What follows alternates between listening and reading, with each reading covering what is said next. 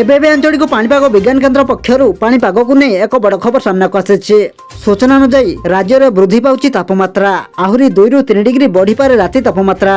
ଭୋର ସମୟରେ କୁହୁଡ଼ି ଓ ଦିନରେ ଖରା ତାତି ଅନୁଭୂତ ହେଉଛି। ପାଣିପାଗ କେନ୍ଦ୍ରର ରିପୋର୍ଟ ଅନୁସାରେ ଉତ୍ତର ଆଭ୍ୟନ୍ତରୀଣ ଓଡ଼ିଶାର ଗୋଟିଏ କିମ୍ବା 2ଟି ସ୍ଥାନରେ ସର୍ବନିମ୍ନ ତାପମାତ୍ରା ସାଧାରଣ ତାପମାତ୍ରା ଠାରୁ ପ୍ରାୟ 3 ଡିଗ୍ରୀ କମ୍ ରହିଛି। ଆସନ୍ତା ଦିନରେ ପାରଦ 2ରୁ 3 ଡିଗ୍ରୀ ସେଲସିୟସ୍ ବଢ଼ିପାରେ ବୋଲି ପାଣିପାଗ ବିଭାଗ ପୂର୍ବାନୁମାନ କରିଛି। ତେବେ ଆସନ୍ତୁ ବର୍ତ୍ତମାନ ସମୟର ପାଣିପାଗ ବିସ୍ତୃତ ଖବର ଉପରେ ନଜର ପକାଇବା। କିନ୍ତୁ ତା ପୂର୍ବରୁ ଭିଡ଼ିଓକୁ ଗୋଟେ ଲାଇକ୍ କରନ୍ତୁ ଏବଂ ଭିଡ଼ିଓଟିକୁ ଆପଣମାନଙ୍କ ସାଙ୍ଗସାଥୀମାନଙ୍କୁ ବହୁମାତ୍ରାରେ ସେୟାର କରନ୍ତୁ।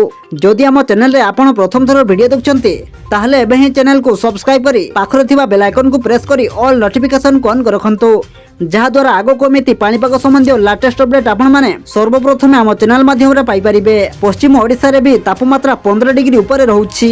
ମଙ୍ଗଳବାର ଅର୍ଥାତ୍ ଆସନ୍ତାକାଲି ଫୁଲବାଣୀ ଓ ରାଉରକେଲାରେ 12 ଡିଗ୍ରୀ ରହିପାରେ।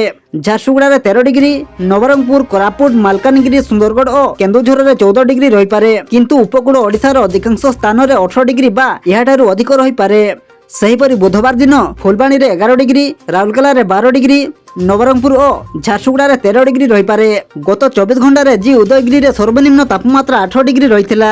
ସେହିପରି ସମତଳ ଅଞ୍ଚଳ ଭାବେ ଫୁଲବାଣୀରେ ସର୍ବନିମ୍ନ ତାପମାତ୍ରା 11 ଡିଗ୍ରୀ ଏବଂ ସର୍ବାଧିକ ତାପମାତ୍ରା ଝାରସୁଗୁଡ଼ାରେ 36 ଡିଗ୍ରୀ ରେକର୍ଡ ହୋଇଛି ବୋଲି ଆଞ୍ଚଳିକ ପାଣିପାଗ ବିଜ୍ଞାନ କେନ୍ଦ୍ର ପକ୍ଷରୁ ସୂଚନା ଦିଆଯାଇଛି। ଆସନ୍ତା 2 ଦିନ ପର୍ଯ୍ୟନ୍ତ ଭଦ୍ରକ, କେନ୍ଦ୍ରାପଡ଼ା, ଯାଜପୁର, ଜଗତସିଂହପୁର, କଟକ ଏବଂ ବାଲେଶ୍ୱର ଜିଲ୍ଲାରେ ହାଲୁକାରୁ ମଧ୍ୟମ ଧରଣର କୁହୁଡ଼ି ସହିତ ଝିପିଝିପି ବର୍ଷା ହେବ ବୋଲି ସୂଚନା ଦିଆଯାଇଛି।